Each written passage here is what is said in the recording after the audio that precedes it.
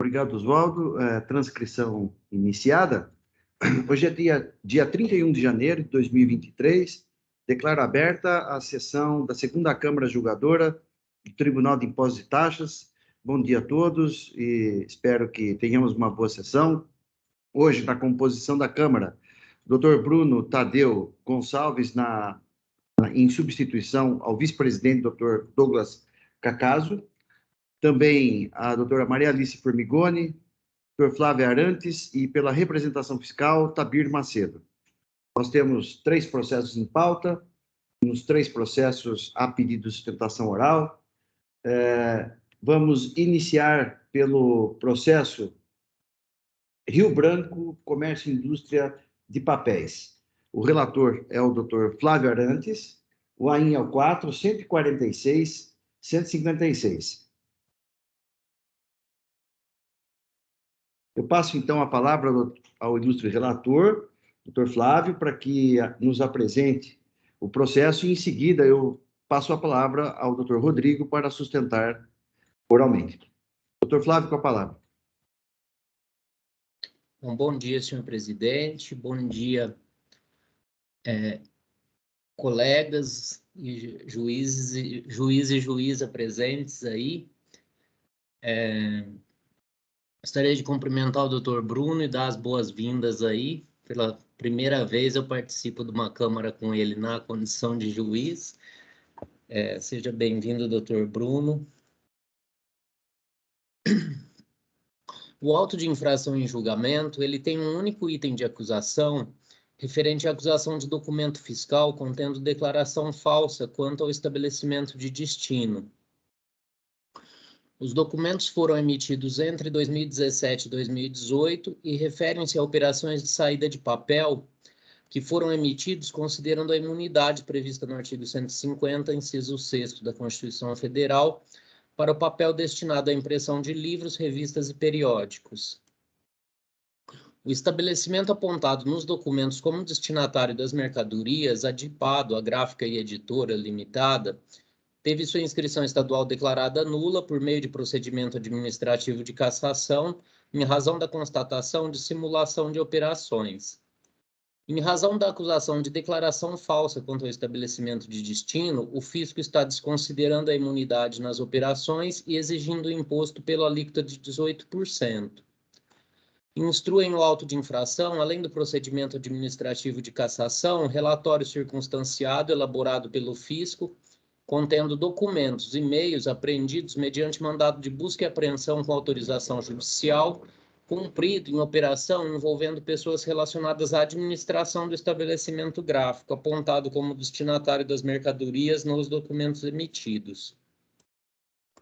O auto de infração foi julgado procedente em primeira instância e da decisão que julgou procedente o auto de infração foi manejado o recurso ordinário em julgamento.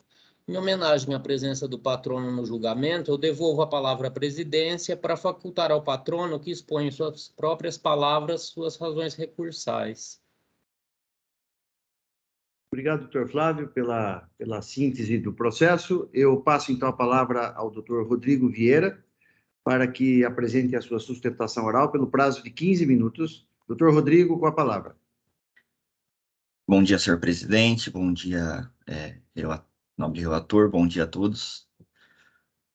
Eu serei bem breve, porque, enfim, o caso não demanda maiores explicações. O relator resumiu bem, né, através do relatório, a questão aqui debatida. Trata-se de operação de papel imune, onde a Rio Branco vendia papel com imunidade de imposto para a empresa denominada de Pádua. Essas operações ocorreram nos meses de maio de 2017 e depois agosto de 2017 a outubro de 2018. E essas operações elas foram consideradas simuladas, né? E aí foi onde originou-se a autuação em razão dessa suposta simulação das operações. A impugnação ela foi julgada improcedente basicamente sobre 2 argumentos, né? O primeiro que a recorrente teria emitido declaração falsa quanto ao o estabelecimento de destino, ou seja, né, configurou-se a simulação com relação à de Pádua, e que haveria prova quanto ao desvio de destinação, né? Essa prova viria do processo administrativo de nulidade,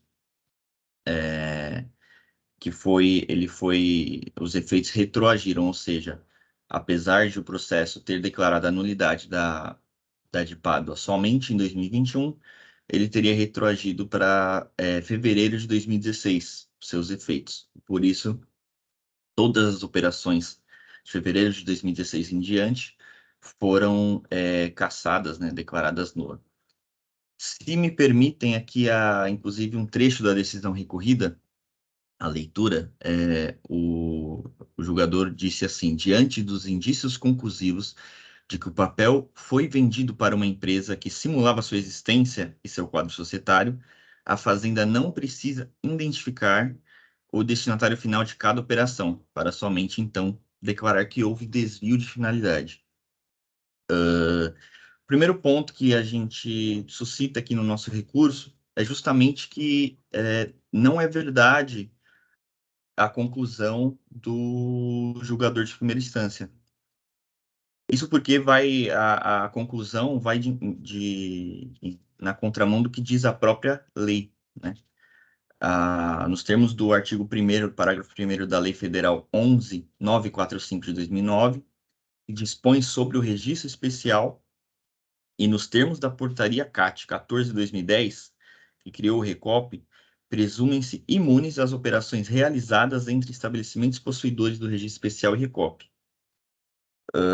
Além disso, né, a legislação dispõe que a responsabilidade do ICMS na hipótese de desvio de finalidade vai ser sempre do adquirente, ou seja, no caso da de Pádua, e não da remetente, no caso, a Rio Branco, né? Para que essa presunção ela seja de imunidade, ela seja desconstituída, a própria lei ela dispõe que o fisco deve provar 2 coisas: o desvio da finalidade e o dolo da conduta em desviar, e o conluio, né, do vendedor com o comprador. E nesse ponto é importante ressaltar que o PCN, o relatório circunstanciado, qualquer prova juntada pelo fisco no auto de infração, não consta qualquer documento capaz de comprovar a participação da Rio Branco no desvio, no suposto desvio do papel pela de Pádua. É importante lembrar que tanto a Rio Branco quanto a de Pádua, na época das operações, eles possuíam um registro especial concedido, né, pelo governo federal. Tinha a de Pádua, possuía o RECOP, que é concedido após aprovação, né, minuciosa feita pela Secretaria da Fazenda. A de Pádua possuía o cadastro no Sintegra, ela constava como ativa na Receita Federal do Brasil. Então, assim, e todos esses documentos eles foram anexados na defesa, né, e são aqui novamente ratificados no recurso. Eles são documentos relacionados a uma atividade comercial, digamos assim. Ou seja, a Rio Branco ela tomou todos os cuidados que qualquer outra empresa no mercado tomaria para se relacionar para vender o papel imune, ou seja, todos os cuidados que estavam ao seu alcance, né? Não cabe também ao contribuinte, a Rio Branco, a fiscalização das empresas, né? Se o próprio fisco concedeu os cadastros, né? Concedeu o direito à de Pádua a operar com papel imune, né? Cabe a Rio Branco consultar, está sempre consultando, sempre que vendia para essa empresa, para saber se ela ainda possuía o direito à operação com papel imune. E durante toda a operação possuía. Tanto é que a última operação foi em 2018 e a cassação efetivamente só ocorreu em 2021. Ou seja, muito tempo depois. Outro ponto importante também aqui, que é de suma importância e destaque, na defesa, a Rio Branco junta aqui os kits, né, que demonstram cabalmente a existência da operação E não só isso, o fato de que não teve qualquer vantagem na operação, né? Nesses kits de toda a operação questionada pelo fisco, se tem nota fiscal, o registro do RECOP em cada nota fiscal, canhotos assinados com o nome do responsável pelas retiradas da mercadoria na sede da Rio Branco, e extratos bancários que demonstram os pagamentos, né, feitos pela DIPADO de cada mercadoria vendida, estes no valor exato daqueles que constam na nota fiscal.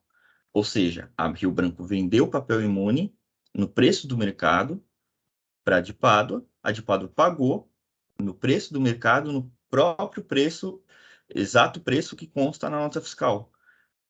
Ou seja, não há qualquer comprovação, não só de participação da Rio Branco no suposto esquema fraudulento, como também não há qualquer comprovação de vantagem percebida pela Rio Branco, né, na venda desse papel, a não ser o próprio lucro advindo da operação na forma regular. E por esses motivos, né, diante de toda a comprovação da Rio Branco da existência das operações e da inexistência de qualquer comprovação relacionada à participação da Rio Branco na fraude, bem como o suposto desvio de finalidade do papel, né? São por esses motivos que a Rio Branco requer o integral provimento do recurso ordinário com a integral improcedência do auto de infração. E é isso. Muito obrigado. Cumprimento o doutor Rodrigo Vieira pela sustentação oral, muito didático aí na sua exposição. Eu passo, então, a palavra ao ilustre relator para que apresente o seu voto. Doutor Flávio, com a palavra.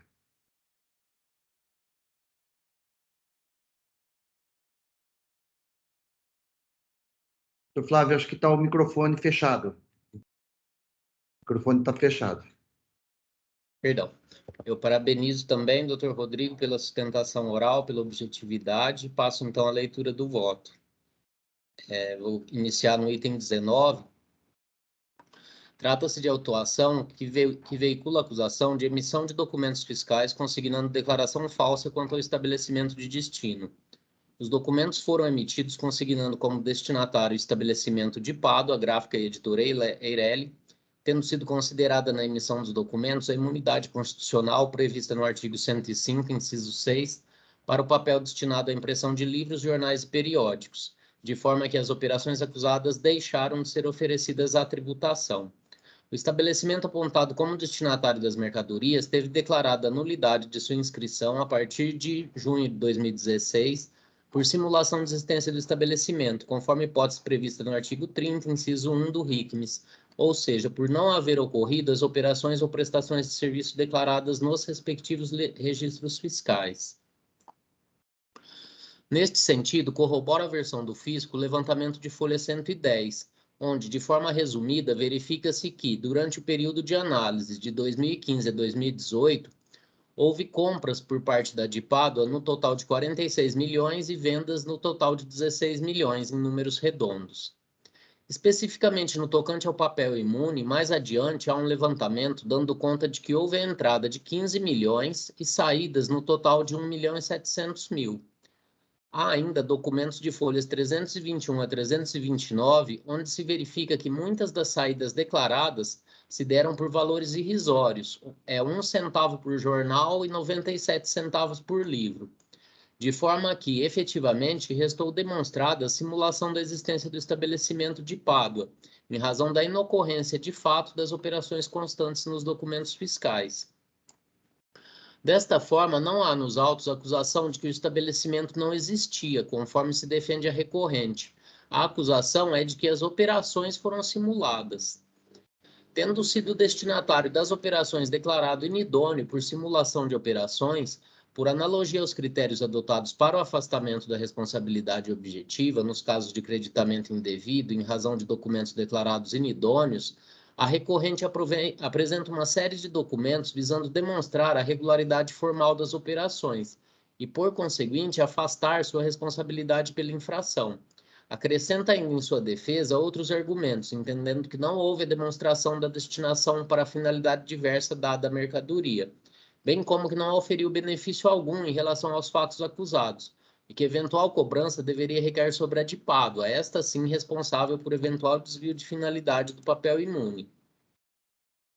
Em consonância com o que vem decidindo a Colenda da Câmara Superior, seria de se admitir, em tese, que a questão fosse resolvida pelos critérios da súmula 509 do STJ, o kit boa-fé.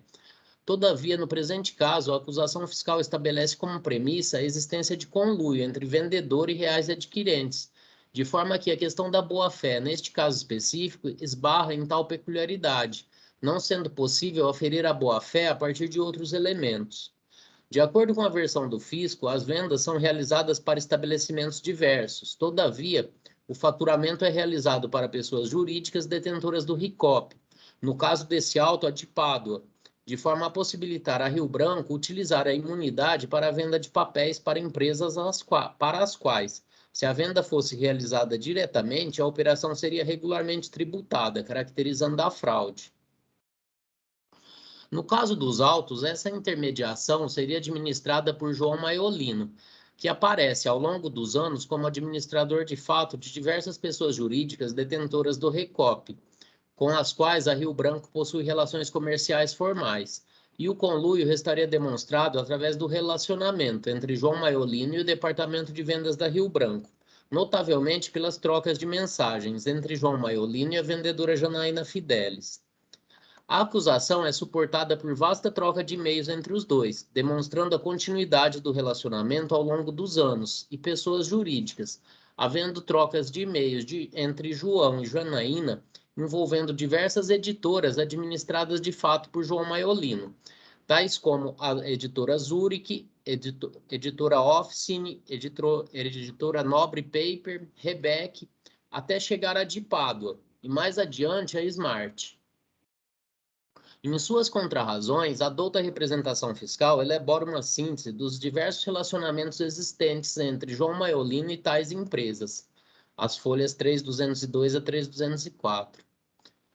Nesse sentido, o argumento de que as operações com a DIPADO são irrelevantes perto do faturamento da empresa devem ser relativizados, pois seria mais adequado analisar o faturamento apenas da filial 11, o estabelecimento autuado, em relação às editoras acima elencadas, operadas por João Maiolino, para se ter a real dimensão da relevância da operação. Analisando os extratos bancários apresentados em resposta às notificações realizadas, a percepção inicial é de que a operação é bem mais relevante para o estabelecimento que o 1% declarado às folhas 1730.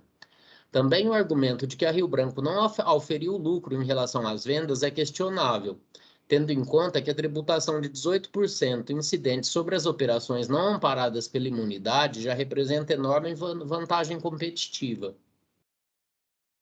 Voltando aos e-mails, além dos exemplos apontando diversas editoras administradas por João Maiolino, também há exemplos referentes a pedidos das reais destinatárias enviados por Janaína com cópia para João, referente às triangulações, envolvendo papéis Leme, Carbopel e Gigantes do Papel. Análise das assinaturas dos canhotos realizados às folhas 32 e 33 também indicam que as mercadorias eram retiradas na Rio Branco em nome da DIPADO por colaboradores de empresas diversas, tais como RB Print, Cartopromo e Paper Solution. Na verdade, o que se observa é uma relação de parceria entre o Departamento de Vendas da Rio Branco e João Maiolino, que torna absolutamente irrelevante a personalidade jurídica das diversas editoras utilizadas para a emissão dos documentos, tais como Zurich, Officine, Nobre Paper, Rebec, DIPADO e Smart, chegando a tal nível de confusão capaz de gerar dúvidas, tanto em relação ao faturamento. Aí nas folhas 19 tem um e-mail onde a Janaína pergunta para qual CNPJ é para faturar, como também em relação aos pagamentos. Nas folhas 24 tem outro e-mail onde a Janaína fala que foi feito um pagamento que seria para uma editora e, na verdade, entrou pela conta de outra, perguntando para o João como faria para resolver. havendo inclusive encontro de contas de crédito da Rio Branco entre tais editoras. Aí tem outro e-mail, quando vai encerrar as atividades da Zurich, a Janaína explica para o João como fazer uma carta, como se fosse uma cessão de créditos de uma empresa que está fechando para outra que está abrindo, para eles fazerem um ajuste de contas. Então, isso tudo por orientação da própria Rio Branco. É como se João Maiolino fosse uma espécie de vendedor da Rio Branco, faturando os pedidos por meio de suas diversas editoras ao longo do tempo, sendo inclusive colocado em cópia nos e-mails com os pedidos para os reais destinatários, sendo que, posteriormente, no caso dos adquirentes localizados na capital, alguns enviavam seus prepostos diretamente no estabelecimento da Rio Branco para retirar as mercadorias faturadas para de Pádua, sem passarem por nenhum tipo de constrangimento por parte do almoxerifado da Rio Branco. No recurso ordinário, a afirmação de que, aí eu abro aspas para o recurso ordinário, ele era tido como um representante, fecho aspas, quando se refere a João Maiolino, no contexto de justificativa dos e-mails trocados. Desta forma, entendo que resta plenamente caracterizada a simulação de operações entre a Rio Branco e a de Pádua, funcionando a de Pádua como empresa de fachada para faturamento de mercadorias para destinatários diversos, restando demonstrado que as simulações se deram mediante conluio entre o Departamento de Vendas da Rio Branco, na maior parte das vezes representado pela colaboradora Janaína, nos e-mails apreendidos, e João Maiolino, administrador de fato da de Pádua, bem como pelos reais adquirentes constantes nos pedidos. Considerando que, da apreensão dos fatos que realizei, cheguei à conclusão de que a Rio Branco tinha plena consciência e mesmo participação ativa na simulação praticada, visto que sua vendedora faturava, ao menos em parte, os pedidos de terceiros em nome da de Pádua, e seu almoxerifado entregava, ao menos em parte, as mercadorias faturadas via de Pádua aos prepostos dos reais adquirentes, entendo que resta prejudicada toda a análise do conjunto probatório produzido pela recorrente, visando demonstrar sua boa-fé, bem como a regularidade formal das operações, pois de nada adianta constatar a regularidade formal dos pagamentos e demais aspectos das operações se estou convencido de que a Rio Branco foi parte ativa na simulação. Também não é o caso de afastar a acusação fiscal com base no argumento apresentado de que se houve o desvio de finalidade do papel imune, tal desvio deva ser apurado na de Pádua. A acusação fiscal veiculada no presente auto de infração é a de emissão de documento fiscal considerando declaração falsa quanto ao estabelecimento de destino. Portanto, a multa foi aplicada tendo por base os documentos emitidos pela Rio Branco, nos quais contou a de Pádua como destinatário. Portanto, é irrelevante para a acusação fiscal realizada qualquer tipo de fiscalização nos documentos emitidos pela de Pádua, bastando para suportar tal acusação o procedimento administrativo que declarou a nulidade da inscrição estadual da de Pádua. Analisando tal procedimento, se conclui, inclusive, que não foram emitidos documentos de saída compatíveis com as quantidades de mercadorias faturadas para a de Pádua. Como a acusação é de declaração falsa quanto ao estabelecimento de destino, uma vez mantida a acusação, será devido o imposto, pois resta descaracterizada a imunidade. A procedência da acusação de declaração falsa quanto ao estabelecimento de destino implica no afastamento de todos os argumentos relacionados aos dados cadastrais do estabelecimento apontado como destinatário nos documentos emitidos, em especial da Portaria CAT 14/2010 e Convênio CMS 48/2013, afastando a imunidade e atraindo a tributação normal para a operação. Por fim, com relação às diversas decisões administrativas e judiciais trazidas aos autos, entendo que foram tiradas diante do conjunto fático probatório de cada caso concreto, não podendo serem aplicadas ao presente caso, devendo serem sopesadas no julgamento as particularidades de cada caso concreto. Aí, no tocante à multa, eu estou aplicando a súmula 13 e no tocante aos juros, eu estou aplicando a súmula 10. Eu não vou ler aqui para vocês porque é tudo matéria simulada. Então, é esse o voto, senhor presidente. Eu cumprimento o relator pelo voto proferido, muitas provas, muitos detalhes, né, muitos fatos a serem analisados, e o voto muito bem colocado. O processo está em discussão. Senhor presidente, eu vou acompanhar o Dr. Flávio, em especial até, Dr. Flávio, ali eu acabo tendo uma divergência no requisito de boa-fé. Eu acredito que esses e-mails aí, todos trocados, eu analisei eles com antecedência, eles comprovam que realmente a venda foi para estabelecimento diverso ou falso, e por isso não comprovaria a efetividade das operações, né? Então, acho que a boa-fé ali não estaria caracterizada, assim como os extratos também eles estão um pouco bagunçados. Eu fiz a soma de alguns deles e não bate com as notas em algumas operações. E gostaria de parabenizar o Dr. Flávio, em especial, pela parte final do voto, embora o Dr. Flávio não leu, mas eu vi que algumas câmeras estão passando ali alguma questão da súmula 10, que ele também está aplicando para a atualização do valor básico da multa, né? Se o índice é o mesmo dos juros, também tem que ser aplicado para a atualização do valor básico da multa. Então, eu gostaria de parabenizar o Dr. Flávio pelo voto e vou acompanhá-lo.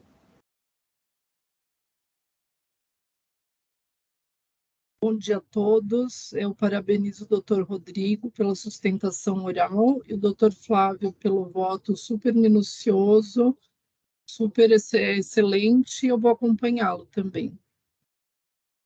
Também estou acompanhando o ilustre relator, né, pelo voto proferido, estou concordando aí com todas as suas argumentações. E só para complementar, nós aqui na Câmara, doutor Bruno, nós temos aplicado aqui realmente na atualização da base de cálculo também, todos os votos, a gente tem aqui uma convergência nesse sentido, né? Então, bem observado aí. Muito bem, então, diante da manifestação de todos, eu estou encerrando os debates. Peço que os senhores juízes confirmem presença para quórum de votação.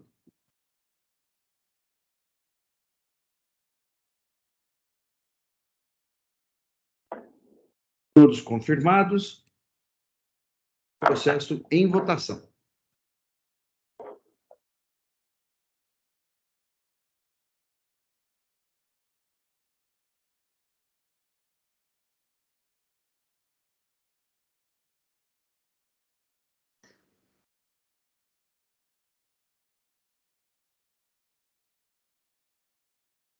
Votação encerrada. Proclamo o resultado do julgamento.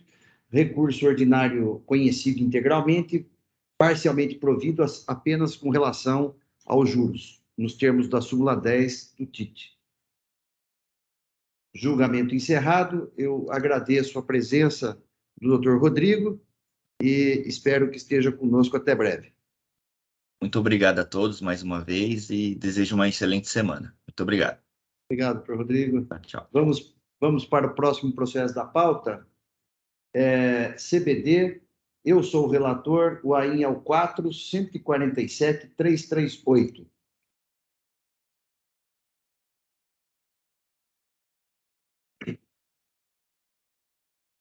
A doutora Gabriela já está a postos, não é? Eu vou, então, fazer uma breve apresentação do processo. A acusação fiscal é falta de pagamento do ICMS, substituição tributária, tendo em vista que, no mês de outubro de 2007, não houve o pagamento do imposto nos termos do artigo 426-A do RICMES. É aquela situação de mercadoria que ingressa no estado de São Paulo e não houve o pagamento, né? Basicamente é isso. A decisão de primeira instância manteve o auto de infração, tendo em vista a aplicação justamente do artigo 426-A do RICMES, né? O contribuinte sustenta basicamente dois argumentos: a questão de uma decisão judicial que lhe favorece, já com trânsito em julgado, e também a não aplicação do artigo 426-A, uma vez que o Supremo já decidiu sobre esse assunto, né? No sentido de que norma de regulamentar não poderia prever aqui a alteração do critério temporal da regra matriz de incidência. Basicamente, esse é o ponto controvertido. Eu passo, então, a palavra à doutora Gabriela Lins para que apresente a sua sustentação oral pelo prazo de 15 minutos. Doutora Gabriela, com a palavra. Muito obrigada. Mais uma vez, bom dia a todos. Prometo ser muito breve, sei que esse assunto ele já é bem conhecido aqui na Câmara e também no TIT em si. Só vou relembrar, já foi muito bem relatado também o caso, mas eu só vou relembrar alguns pontos importantes aqui sobre esse caso. A recorrente ela foi intimada em março de 2023 a respeito desse auto de infração e imposição de multa. E esse caso ele se refere em operações em que a recorrente ela promove, né, a saída interestadual de mercadoria sujeita ao regime de substituição tributária, em relação às quais o ICMS ele é devido nas sucessivas saídas internas, e ele é antecipado quando da entrada e aquisição dessa mercadoria. E aí, nessas hipóteses, a legislação paulista, ela permite o ressarcimento CMS-ST, anteriormente recolhido, por meio de lançamento na apuração do CMS, de acordo com o artigo 269 e 270 do RICMS. E aí, de acordo com o relatório circunstanciado, assim como também consignado, né, na decisão que foi recorrida, o regime especial que a recorrente firmou com o Estado de São Paulo, ele autoriza que a recorrente efetue o pagamento em momento posterior dos valores apurados a título de antecipação de CMS, conforme trata o 426A do RICMS, com a possibilidade de compensação com os valores de crédito oriundos desse ressarcimento de CMS-ST, que à época dos fatos estava disposto na portaria CAT 17 de 99. Então, em conformidade com o regime especial e reconhecimento pela própria fiscalização, e como consta no relatório circunstanciado, foi desconsiderado esse crédito, né, sem tecer maiores comentários com relação à patente e legitimidade desse direito de ressarcimento, por meio de falta de pagamento de ICMS, que é previsto no 426A.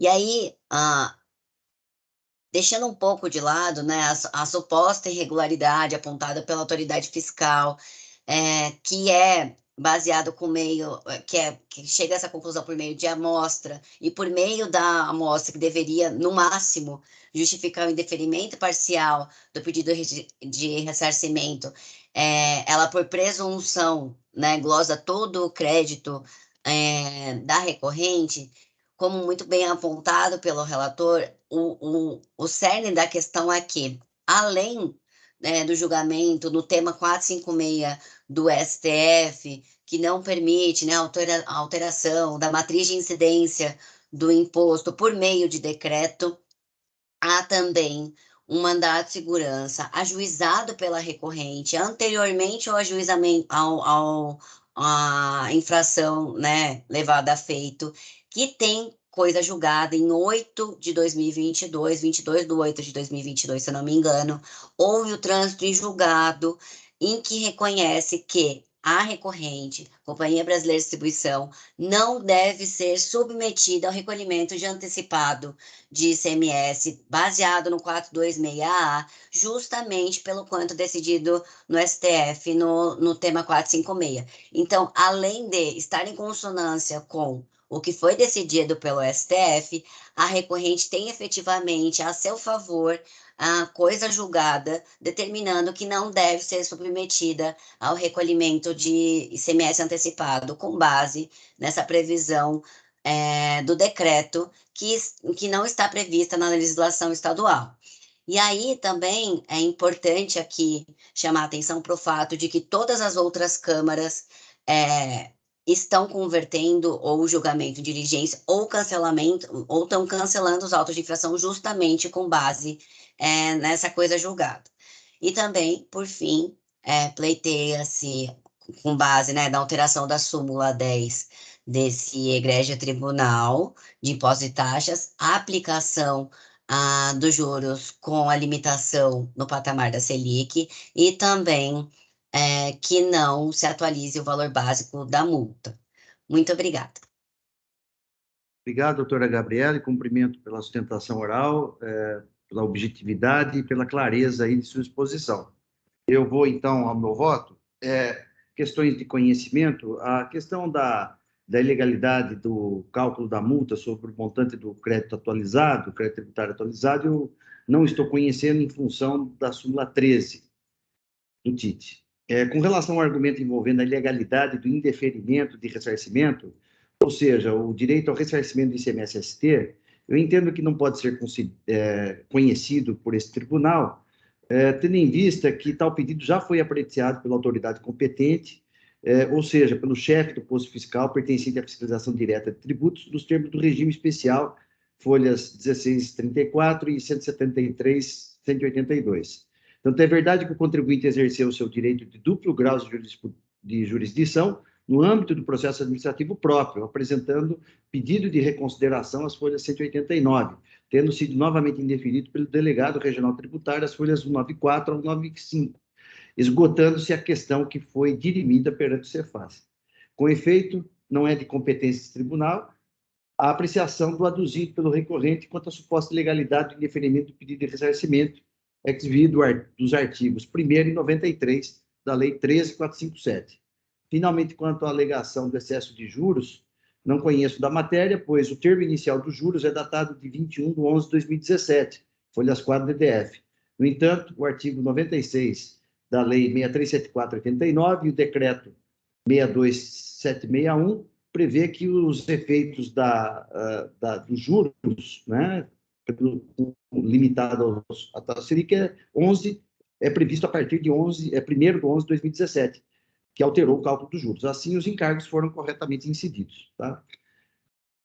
Com relação aqui ao saneamento do processo, eu também estou indeferindo pedido de conversão do julgamento em diligência por entender desnecessário, uma vez que as provas juntadas aos autos, e eu relaciono todas elas aqui, são suficientes para a motivação do lançamento fiscal, e o faço com fundamento no artigo 26 da Lei 13.457.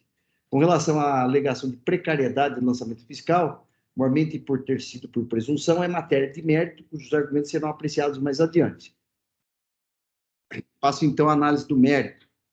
Trata-se de lançamento fiscal por falta de pagamento de ICMS-ST declarado na GIA-ST, artigo 426-A do RICMS, no mês de outubro de 2017, referente ao pagamento antecipado do imposto na entrada em território paulista de mercadorias oriundas de outros estados. Segundo o relato da acusação fiscal, a recorrente não recolheu o imposto, mesmo com o indeferimento do seu pedido de restituição, acarretando infração aos artigos 59, 269, 270 e 426-A do RICMS. Referente ao mérito deste recurso, a decisão de primeiro grau manteve o lançamento fiscal, tendo em vista o disposto no artigo 426-A do RICMS. O contribuinte sustenta em seu recurso que o lançamento fiscal não pode subsistir, dado que obteve decisão favorável perante o Poder Judiciário, no sentido de não se sujeitar à regra do artigo 426-A do regulamento, e ainda porque o STF, no julgamento do RE 598-677 do Rio Grande do Sul, tema 456, decidiu pela impossibilidade de um decreto regulamentar dispor sobre o momento do fato gerador do imposto, que é a matéria reservada à lei. Sobre a questão do pagamento antecipado do ICMS-ST, registro que sempre proverem votos no sentido da aplicabilidade do artigo 426-A do RICMS, combinado com o artigo 2º, parágrafo 3º-A e artigo 160, inciso 1 da Lei 6374/89, como no caso do precedente no AIM 4, 125, 804, dígito 6, indicado pela representação fiscal, às folhas 5.823 dos autos. Entretanto, no presente caso, reformulo meu entendimento pelos fundamentos a seguir articulados. A uma, dado que foi impetrado mandado de segurança sobre número tal, pleiteando a não sujeição do contribuinte, ora autuado, que eu preciso só dar uma corrigida aqui, que autuado, ao pagamento da antecipação do ICMS, ICMS normal e ICMS-ST, instituída pelos artigos 426-A, inclusive parágrafo 1º, e seguintes do decreto 45.490 de 2000, tendo logrado êxito com trânsito em julgado operado em 15/10/2021, folha 5.765, antes, portanto, da lavratura do presente de alta infração, que se deu em 22/2/2022, não havendo que se falar em concomitância, artigo 30, parágrafo 1º da Lei 13.457, já que estamos diante da coisa julgada e não de demanda judicial em curso. Trago à colação a emenda do acórdão proferido pelo TJSP, que aqui eu transcrevo. Conforme documentos de folha 5.718 a 5.768, é inegável que o contribuinte obteve decisão judicial definitiva favorável, cuja norma individual e concreta deve prevalecer por ter sido introduzida regularmente no ordenamento jurídico. Sobre esse aspecto, aliás, não houve impugnação específica da Fazenda, tendo aplicação à regra do artigo 20 da Lei 13.457, de tal modo que, para mim, se mostra desnecessária a conversão do julgamento de diligência para a manifestação da Procuradoria do Estado de São Paulo, força, inclusive, do artigo 26 da Lei 13.457. Ora, no âmbito dos três poderes, o papel do Poder Judiciário é julgar, de acordo com a lei, os conflitos que surgirem na sociedade. Ao Poder Judiciário, compete interpretar as leis e aplicar o direito de acordo com os casos a ele apresentados por meio dos processos judiciais que começam por iniciativa dos interessados. Neste eixo, não há como substituir o lançamento fiscal, devendo ser respeitada a decisão judicial pelo princípio da coisa julgada, artigo 5º, inciso 36 da Constituição, que é garantia constitucional que visa dar segurança e mutabilidade nas soluções proferidas pelos órgãos judicantes, caso contrário, o caos nas instituições seria instalado.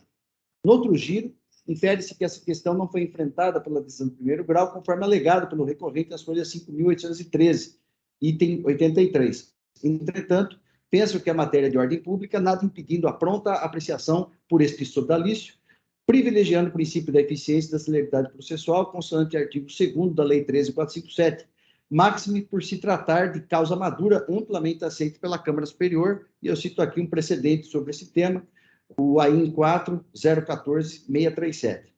Não obstante, também não é o caso da aplicação, também é o caso de aplicação da regra do artigo 10A, parágrafo 2º da Lei 13.457, uma vez que eventual declaração de nulidade da decisão recorrida seria em decorrência do prejuízo processual suportado pelo recorrente, que não teve sua alegação apreciada. Além do mais, a questão da ilegal aplicação do artigo 426-A do RICMS, por outros aspectos, fora debatida pelas partes. Assim sendo, é de rigor o cancelamento do item 1 do AIN sob esses fundamentos. Mas há um segundo argumento que eu lanço aqui no meu voto. Há duas, tendo em vista que após a decisão do STF, do julgamento do RE 598-677, o tema 456, a questão da não aplicabilidade do artigo 426 do RICMS está superada por ser perfeitamente aplicável na espécie. Logo, a violação ao artigo 99 do CTN é insofismável, como veremos adiante. O artigo 2º, parágrafo 3º-A e o artigo 60, inciso 1 da Lei 6374/89, prescrevem de forma genérica que o pagamento do imposto pode ser antecipado, relegando sua regulação para a norma infralegal de competência do Poder Executivo nos seguintes termos, que eu transcrevo. Por sua vez, o artigo 426-A, incisos 1 e 2, parágrafo 1º do RICMS, assim prescreve, que eu também transcrevo aqui, não vou ler o artigo.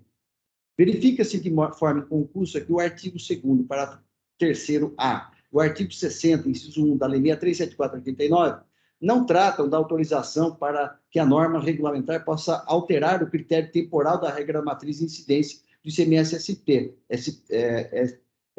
SP, aqui está ST, na verdade, mas sim da possibilidade de regulamentar a antecipação do vencimento do imposto. Ainda que se diga que a exigência antecipada do imposto, na forma prevista no artigo 426-A do RICMS, está autorizada pela Lei 6374/89, mesmo assim, a ilegalidade é patente por violação ao princípio da legalidade tributária estrita, dado que a definição dos critérios da regra matriz de incidência tributária é reservada à lei e não ao decreto regulamentar. O artigo 150, inciso 1 da Carta Constitucional, é expresso no sentido de que somente a lei poderá exigir ou aumentar imposto. No mesmo sentido, é o disposto nos artigos 9º, inciso 1 e 97, inciso 1 do CTN, e no artigo 163, inciso 1 da Constituição do Estado de São Paulo, e, finalmente, no artigo 8º da Lei Complementar 939 de 2003. A tipicidade tributária, que decorre do princípio da legalidade tributária estrita, que exige que a lei traga todos os elementos da regra matriz de incidência tributária, e aqui eu trago uma doutrina do professor Robson Maia Lins. A lei ordinária não pode ser ditada pelos entes da federação. É o veículo introdutório primário mais apto a veicular preceitos relativos à regra matriz de incidência. É o instrumento por excelência da imposição tributária, não podendo relegar tal tarefa às normas de inferior hierarquia. Com efeito, no presente caso, verifique se afronta ao artigo 99 do Código Tributário Nacional, que aqui eu transcrevo. Portanto, o decreto não poderá ampliar ou reduzir, modificando o conteúdo dos comandos que regulamentam. Deverá explicitar a lei, detalhando minúcias não contempladas, o que não implica, obviamente, em mera reprodução do texto, em caso em que sua função seria inócua. O artigo 426-A do RICMS, ao regulamentar sobre o fato gerador de ICMS na entrada das mercadorias em território paulista, foi além dos lindes prescritos nos artigos 7º, 12 da Lei Complementar 87/96 e artigo 2º, inciso 7º da Lei 6374/89. Daí a ilegalidade da norma. No mesmo sentido, foi o quanto decidido no julgamento do RE 598-677, tema 456, do Supremo Tribunal Federal, em sede de repercussão geral, que eu transcrevo aqui a ementa. Deveras não é diferente o precedente do TIT sobre o tema, conforme julgamento proferido no AIN 4.136, dígito 2, da 6ª Câmara Julgadora, relator, juiz Juliano de Pietro, que eu transcrevo aqui a ementa,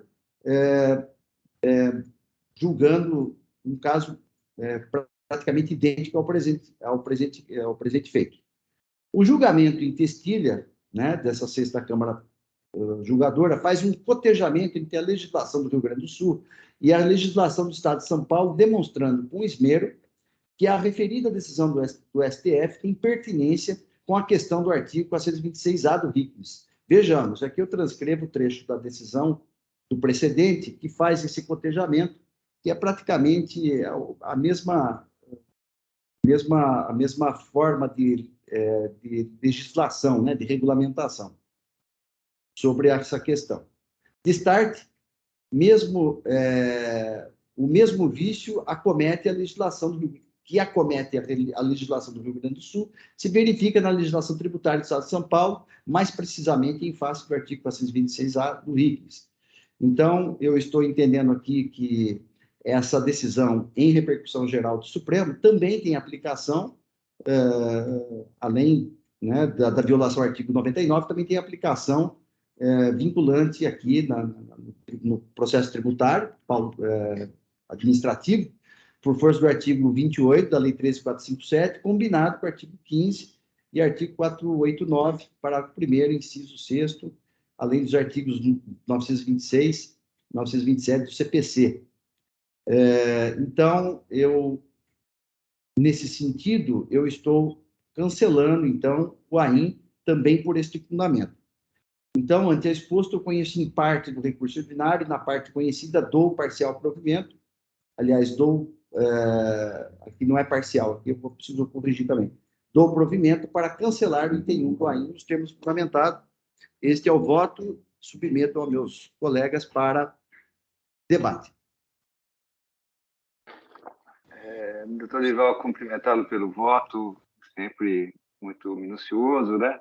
Eu solicitei uma providência para a manifestação, uma pequena manifestação que eu deixei aqui preparada. Quanto ao voto do senhor, tem essa questão mesmo no final, com relação ao decidido, e também nas bolinhas, acho que aí também está, porque aparece aqui como parcial provido também. Né? Não só no voto mesmo, mas na hora de apontar no sistema também. Tá. Corrigir também, para não ficar parcial provimento, né? É que no sistema, eu acho que não tem a opção, só que você conhece integralmente. Entendi. Mas aqui eu vou corrigir, porque na ementa está correto. Justo. No final que eu não... foi um equívoco aqui. Mas a representação fiscal solicitou preferência, então eu concedi, Tabir. Então, já está à disposição aqui. Eu vou fazendo aqui a correção. Eu acho que já está disponível. Tá. Pode fazer a leitura, então, tá bem? A leitura, então, é bem rápida. Pedimos vênia à coluna da 2ª Câmara Julgadora, em especial ao relator, doutor José Olivaldo Pérez Júnior, para externar a posição da representação fiscal acerca do voto em matéria em discussão. O relator entende por cancelar o único item do AIM, por apontar que a trânsito julgado em mandado de segurança, número tal, que lhe teria sido favorável, antes também decidido pelo STF quanto ao tema 456, julgado de recurso repetitivo, na verdade, repercussão geral.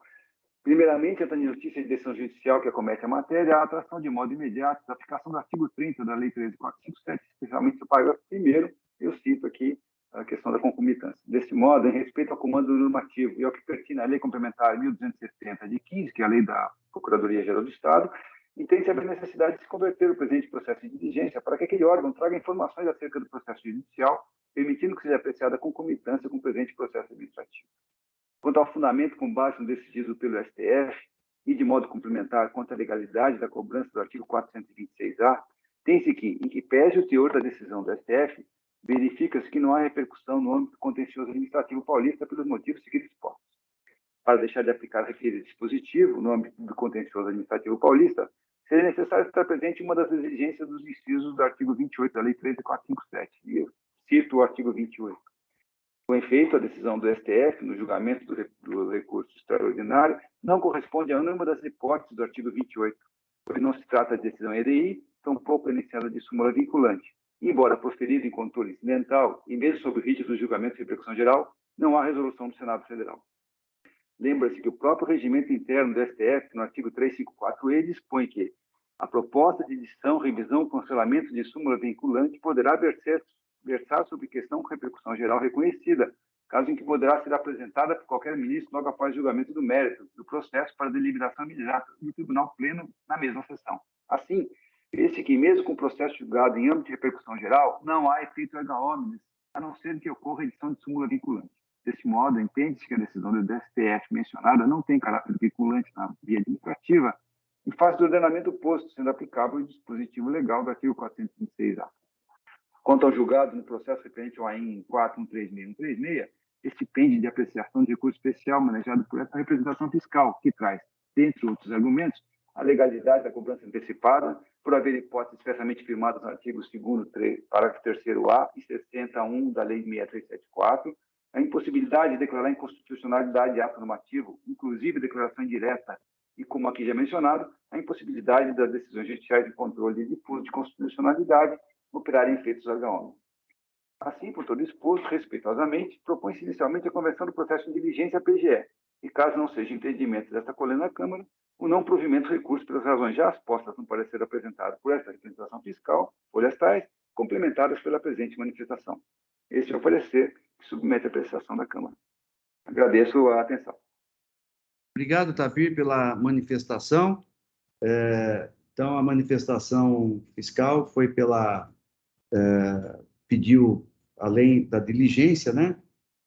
Pediu aqui a não aplicação, né? A reversão sim, opinou pela manutenção do AIM, né? Não vou repetir aqui o que a representação já manifestou. O doutor Flávio também pediu aqui preferência, eu estou concedendo. Então, aguardo, então, o registro, doutor Flávio, e a leitura do seu voto, por favor.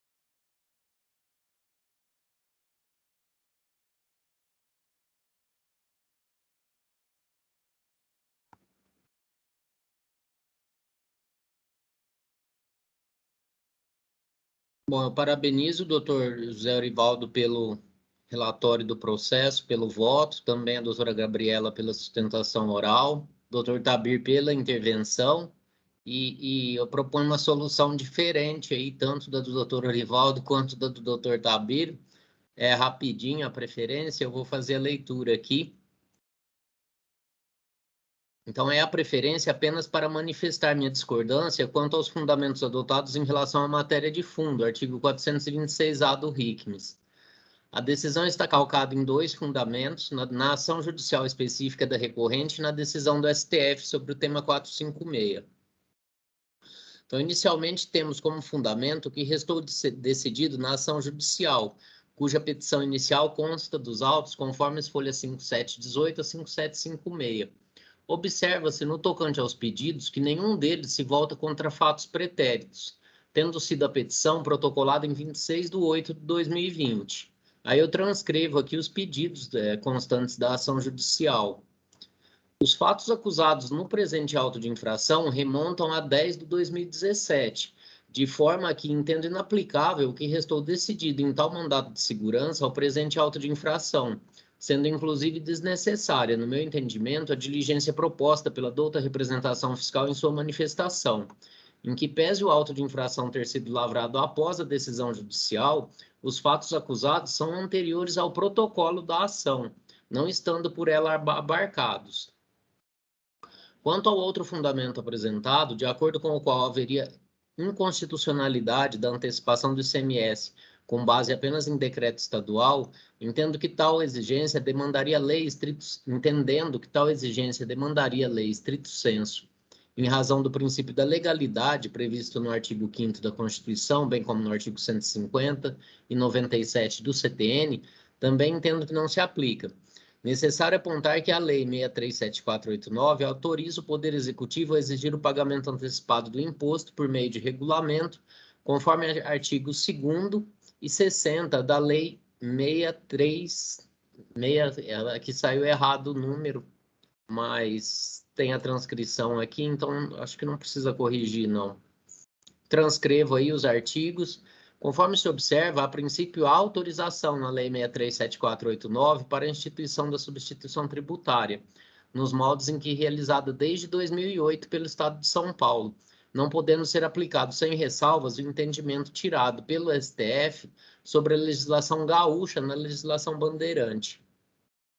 Ainda que não houvesse as previsões legais supradestacadas, é salutar apontar que não há competência desse tribunal para afastar a validade dos artigos 2º, parágrafo 3º, combinado com o artigo 60 da Lei 6374, com boa base no julgamento do RE 598677 pelo Supremo Tribunal Federal, ainda que reconhecida sua repercussão geral, pois tal jurisprudência não satisfaz nenhuma das hipóteses previstas pelo artigo 28 da Lei 13457, para viabilizar o afastamento de lei sob a alegação de inconstitucionalidade.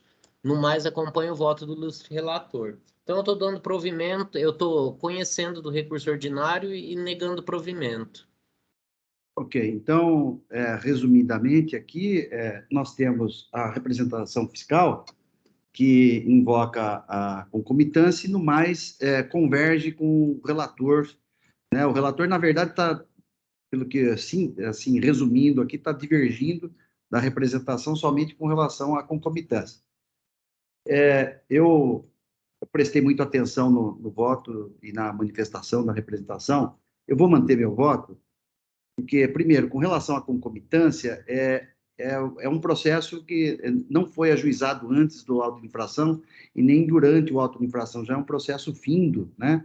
E o auto de infração foi lavrado posteriormente, né?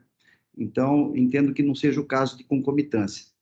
Em relação à questão que o Dr. Flávio colocou, né, de ser pretérito, né, ser o fato que está sendo objeto de apuração, o fato gerador aí é o outubro de 2017. O que eu entendo nesse aspecto? O lançamento do crédito tributário ocorreu depois, né?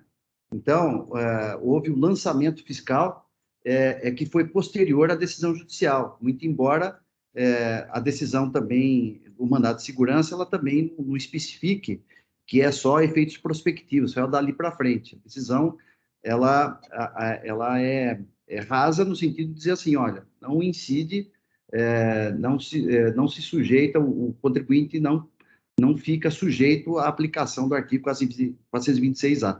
Mas o principal disso, né, é que foi o crédito, o lançamento foi posterior, né?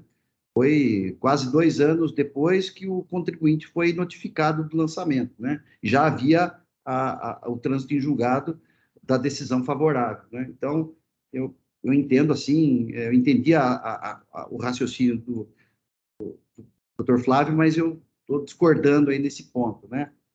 A questão aqui do mérito, né, do 426A, na verdade, o segundo argumento que eu coloco, que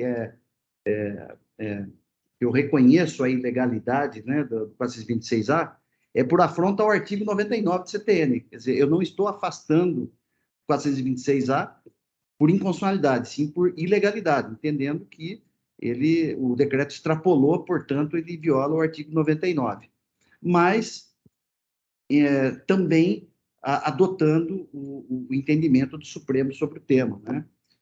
Até como reforço de julgamento, né? E mesmo assim, como a legislação do Rio Grande do Sul é muito parecida com o Estado de São Paulo, tem a mesma estrutura praticamente, eu até entendo que poderia aplicar o efeito vinculante também, quer dizer, seriam 3 motivos, na verdade, né? Mas eu só queria fazer esses esclarecimentos, né? E aí eu vou manter meu voto, já até fiz a correção, viu, Tabir? E eu confirmei aqui, quando você conhece em parte, só tem essa opção para registrar o voto como parcialmente provido, não tem como... Interessante, né? Não tem como colocar como... Exatamente. Interessante. Mas os debates estão em aberto.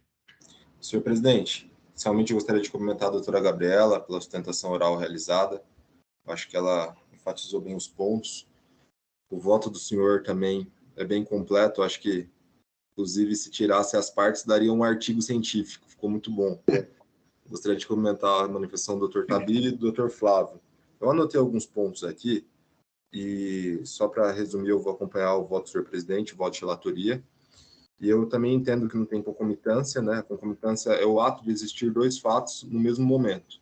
Nesse caso, quando lavrado o auto de infração, já tínhamos o trânsito em julgado, que introduziu uma norma individual e concreta no sistema.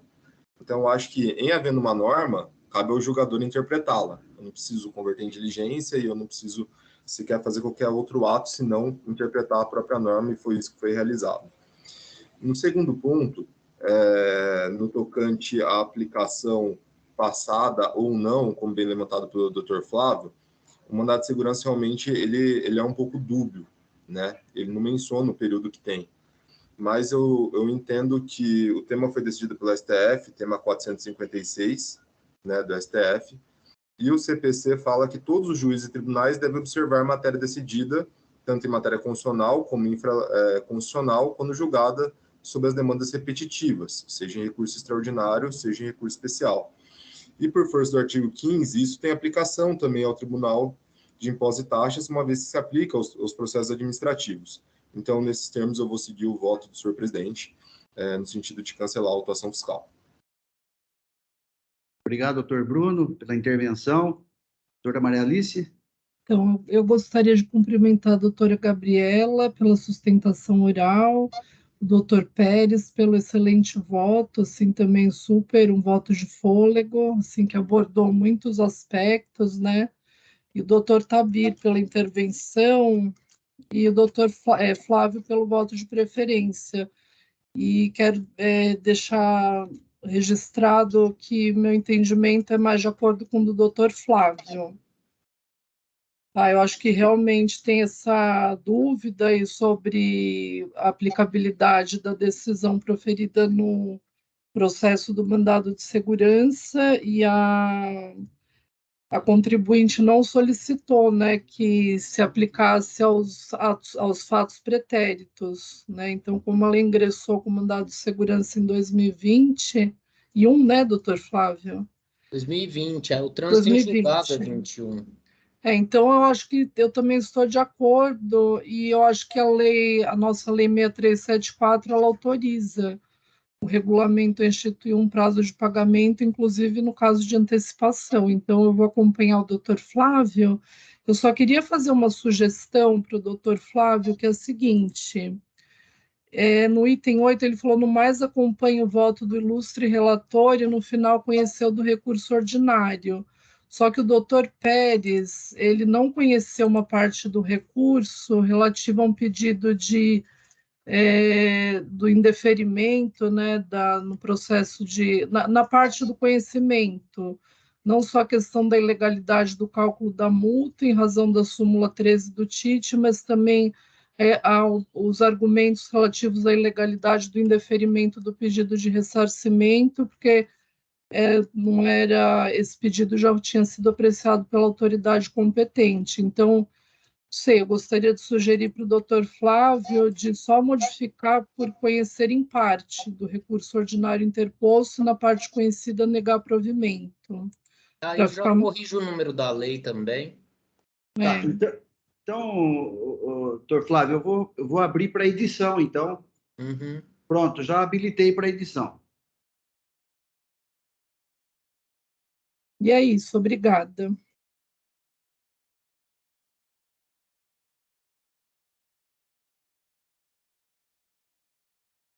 Vai ser muito interessante a superior se manifestar sobre esse tema aí.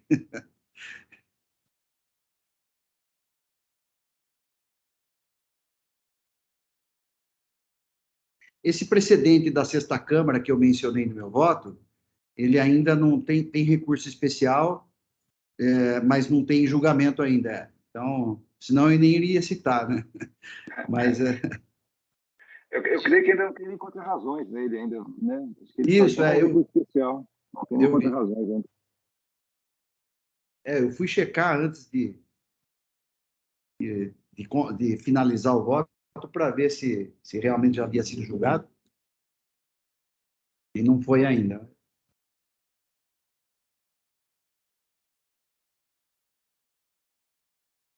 Só um outro detalhe, eu não mencionei no meu voto, mas aquele precedente que a representação muito bem apontou como precedente da Câmara Julgadora foi antes do julgamento, do pronunciamento do Supremo. Né? O Supremo ainda não havia julgado essa questão. Né? Muito bem. Deu certo, né, Flávio? Tá bom, então eu estou encerrando os debates. Agradeço aí a intervenção de todos. Sempre é muito bom debater questões assim mais complexas, né? Esse voto do doutor Juliano, eu estava na Sexta Câmara com ele, foi bem na época do julgamento, assim, eu creio que foi um dos primeiros votos sobre a matéria aí. Ele tem algum... foi bem recente mesmo. Uhum. Bem. Todos confirmados, processo em votação.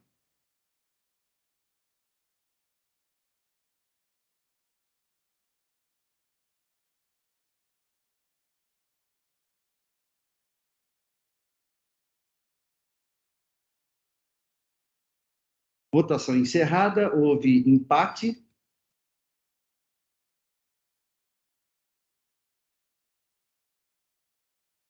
Pelo critério de desempate, prevalece, então, o voto do relator.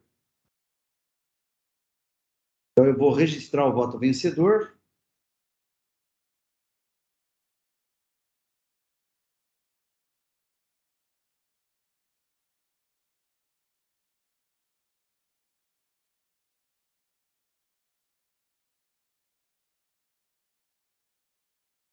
Voto vencedor registrado. Proclamo o resultado do julgamento. Por maioria, então, o recurso ordinário foi parcialmente conhecido e, na parte conhecida, provido para cancelar o AIM nos termos do voto do relator. Esse foi o resultado. Estou encerrando o julgamento.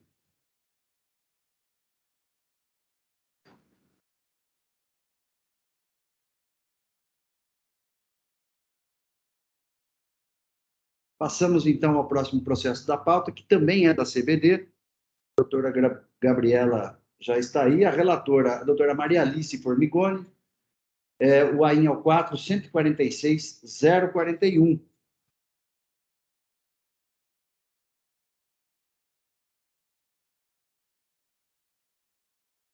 Bom, então eu passo a palavra à doutora Maria Alice para fazer o breve relatório. Em seguida, eu abro a palavra à doutora Gabriela.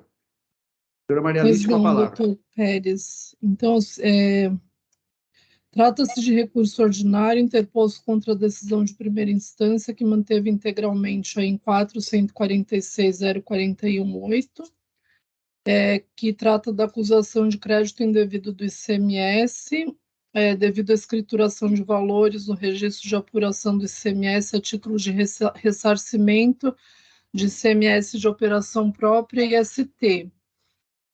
Os créditos foram feitos sem que tenha sido observada a disciplina prevista na portaria CAT 42 de 2018 e as condições previstas no regime especial 7672 de 2015, nos termos do relatório circunstanciado. Aí a recorrente solicitou o cancelamento da autuação, reiterando os argumentos anteriormente apresentados em defesa, sintetizados a seguir.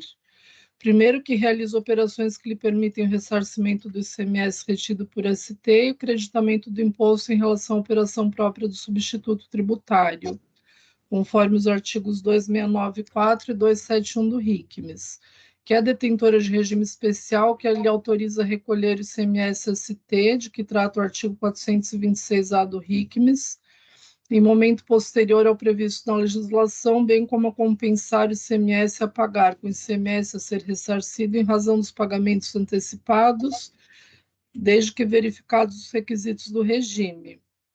A partir de janeiro de 2020, passou a adotar o layout de arquivo previsto na portaria CAT 42 de 2018, em substituição ao layout anterior previsto na portaria CAT 17 de 99, seguindo inclusive orientações da própria fiscalização estadual. Conforme a portaria CAT 42 de 2018, transmitiu os arquivos ao fisco, porém eles não foram acolhidos. Então, para dar segurança ao Estado, o próprio regime especial foi otorgado a recorrente, prevê a apresentação de apólice de seguro-garantia, a fim de assegurar o interesse estatal, corroborando a possibilidade de utilização prévia do crédito antes da validação dos arquivos entregues, o que atualmente se dá por meio da transmissão e acolhimento dos arquivos da portaria CAT 42 de 2018, e mais do que isso, que tal validação possa garantir ao contribuinte a oportunidade de eventuais ajustes que sejam necessários. Isso foi um argumento que eu transcrevi do recurso. Aí, sexto, o lançamento tributário seria nulo por violação do artigo 142 do CTN e de diversos princípios constitucionais, moralidade, eficiência, vedação ao confisco e capacidade contributiva, pois fundamentou-se em exíguos erros de layout na validação dos arquivos, ao passo que o direito ao crédito estaria fundado em operações comprovadas durante a fiscalização. Embora a fiscalização tenha recusado inicialmente os arquivos relativos à portaria CAT 42 de 2018 com base em pequenos erros de layout, veio posteriormente acolhê-los, conforme já demonstrado em defesa, desconstituindo, portanto, o motivo indicado no lançamento impugnado para justificar a glosa dos créditos. A autuação também abrange valores relativos ao ICMS próprio, com fundamento no artigo 271 do RICMES, e que nem sequer foram analisados sob a alegação da inexistência do vício do arquivo transmitido com base na portaria CAT 42 de 2018, e, por fim, também alega que há a vedação da atualização do valor básico para o cálculo da multa nos termos do artigo 161 do CTN. A representação fiscal apresentou contra-razões ao recurso ordinário, manifestando-se pelo seu não provimento. Esse é o relatório. Eu agradeço a doutora Maria Alice pelo relatório bem completo e passo, então, a palavra à doutora Gabriela Lins para que apresente a sua sustentação oral. Doutora Gabriela, com a palavra. Muito obrigada novamente. Aqui nesse caso, um pouquinho diferente do anterior, né? A gente já está tratando de CAT 42, e também de creditamento indevido de ICMS, não falta de pagamento pelo 426. Então, a recorrente ela foi autuada pela lavratura de auto de infração no valor de R$ 823 mil, 868 centavos. E de acordo com o relatório circunstanciado, elaborado pela autoridade autuante, ela inicia a sua narrativa falando sobre as considerações, sobre a atividade da autuada e também evidenciando o direito de reaver o imposto pago de forma antecipada, seja da parcela de CMS-ST, seja da parcela de CMS próprio, quando, né, não ocorrido o fato gerador presumido, que é uma premissa incontroversa que uma vez que esse direito ele é reconhecido pela legislação paulista. Como muito bem apontado pela excelentíssima relatora, a legislação paulista, então, ela permite o ressarcimento CMS-ST no quadro crédito do imposto, outros créditos, né, de acordo com 269 e 270 do RICMES, e também possibilita a recuperação de CMS destacado no respectivo documento, né, de aquisição pelo 269 e 271 da operação própria, né? Então, por conta, né, do volume das operações da recorrente, das saídas interestaduais e também por conta do ônus, né, que vinha enfrentando pelo artigo 426A do RICMES, ela celebrou com o Estado de São Paulo um regime especial, que também foi apresentado pela própria autoridade fiscal, as folhas 17, que consta o acordo, né, entre o Estado de São Paulo e a recorrente no recolhimento no 15º dia do mês, a possibilidade, né, de compensação do 426A também e do creditamento do imposto quando o fato gerador, ele presumido, ele não ocorre. Aí também é importante ressaltar que durante esse procedimento de fiscalização, a autuada ela esclareceu à autoridade autuante que os fatos geradores ocorridos em janeiro de 2020, aqui nesse caso, eles passaram a adotar o layout da Portaria CAT 42 de 2018, que antes era previsto na Portaria CAT 17 de 99, que seguiu toda a orientação da fiscalização estadual, e esses esclarecimentos eles foram prestados por meio de uma notificação, na resposta à notificação recebida pela fiscalização. E aí essa autoridade autuante, quando discorreu, né, sobre a validação desse arquivo digital, ela disse a seguinte forma, vou escrever aqui para vocês. O contribuinte gera o arquivo no layout definido, que é o artigo 2º, né, da Portaria CAT 42, realiza suas instalações da etapa denominada pré-validação, que é o artigo 3º, inciso 1 dessa portaria, e aí ele transmite para a Fazenda, artigo 4º, e uma vez recepcionado o arquivo, a Secretaria de Fazenda realiza a fase de pós-validação, conforme os termos descritos no inciso 2 do artigo 3º. Então, a própria autoridade atuante, ela reconhece que a autuada não precisa guardar o acolhimento desse arquivo para que efetue o lançamento do crédito na sua escrita, até pelo que está disposto o artigo 6º do regime especial. E aí, como muito bem relatado pela relatora, o regime especial ele também prevê a apresentação de apólice de seguro-garantia, a fim de assegurar o interesse estadual, então corroborando com a possibilidade de utilização prévia desse crédito antes da validação, essa pós-validação prevista na Portaria CAT 42. Então não há dúvida que a autuada ela apresentava o direito de efetuar esse lançamento antes da validação efetiva pelo fiscal estadual.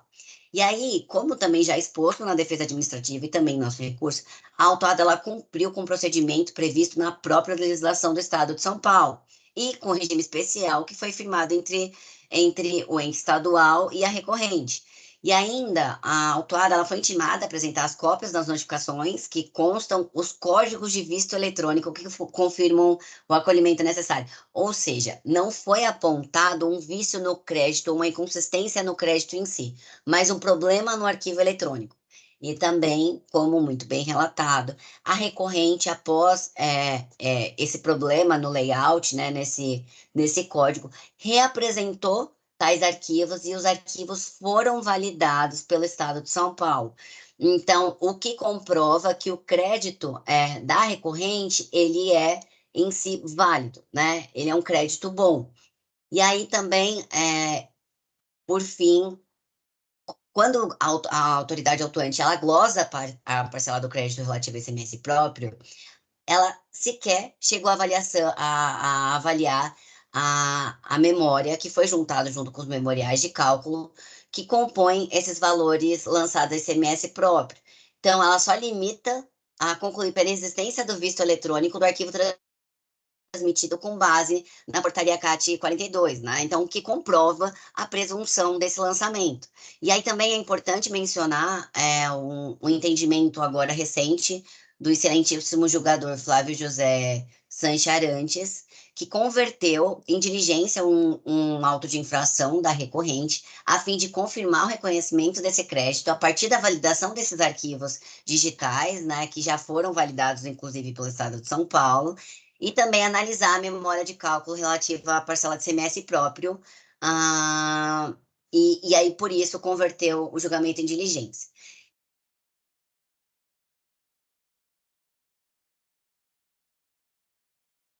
E de forma que se faz necessária então, a conversão ou ainda o cancelamento do auto de infração.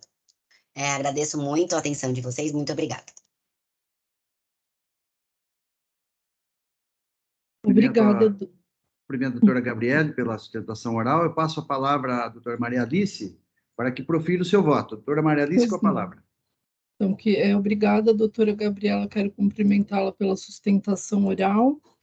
Então, em novembro, no dia 8 de novembro de 2022, essa Câmara julgou dois recursos ordinários dos AINs 446.032 e 446.039, que são idênticos ao presente AIN, tá?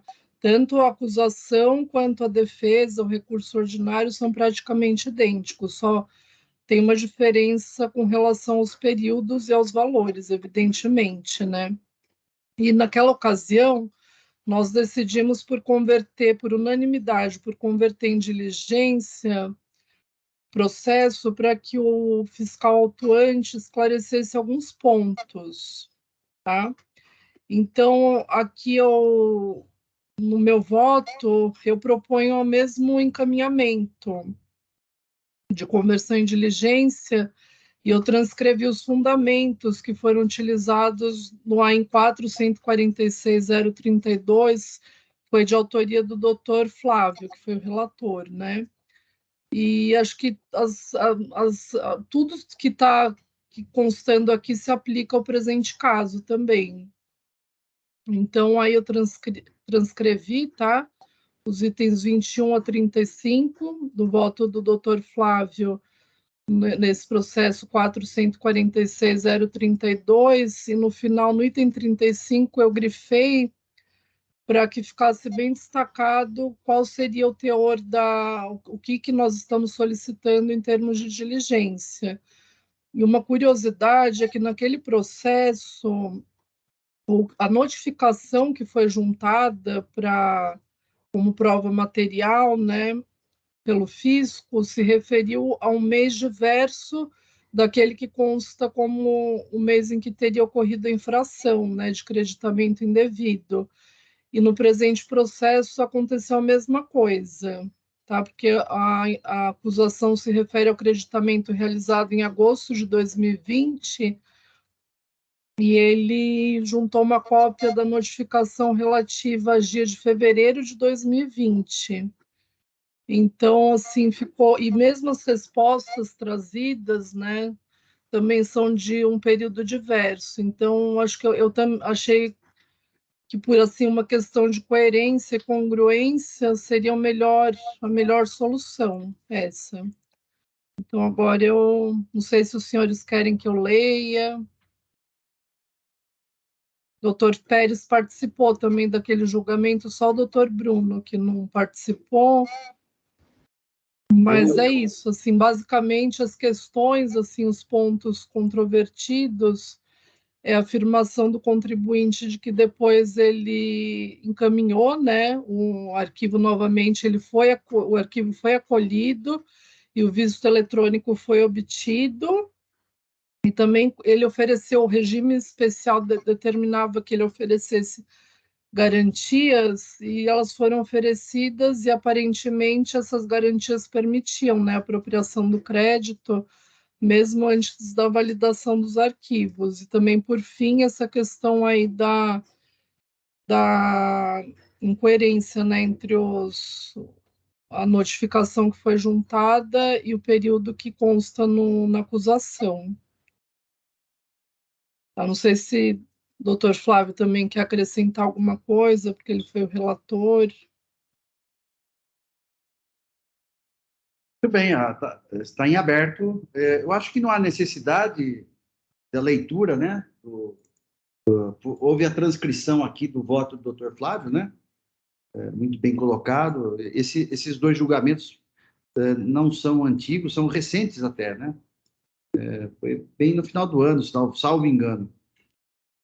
Sim, sim, foi no dia 8 de novembro de 2022. Então, tem 2 meses praticamente, né?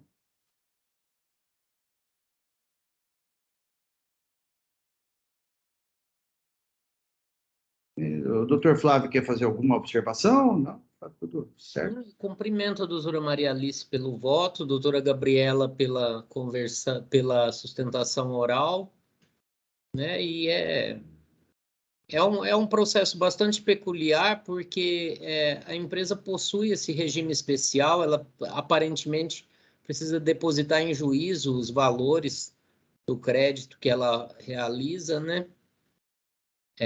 Antes do deferimento em si, do ressarcimento, e vamos aguardar o retorno dos outros processos, né, e torcer para que a empresa se adapte aí às regras novas de ressarcimento para evitar processos dessa natureza no futuro, né? Eu vou acompanhar a doutora Maria Alice.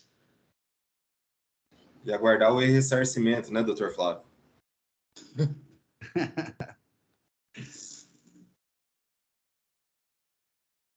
Bom, na mesma linha, eu participei do outro julgamento, eu estou acompanhando também, né, pelos mesmos fundamentos.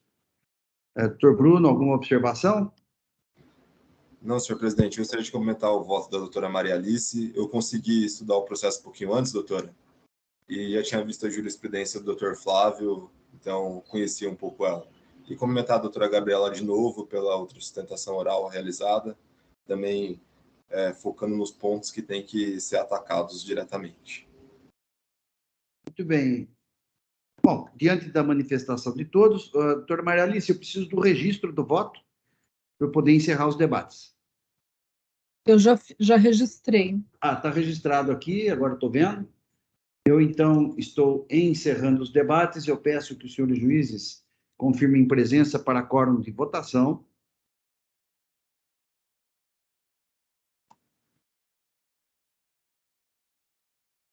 Todos confirmados, processo em votação.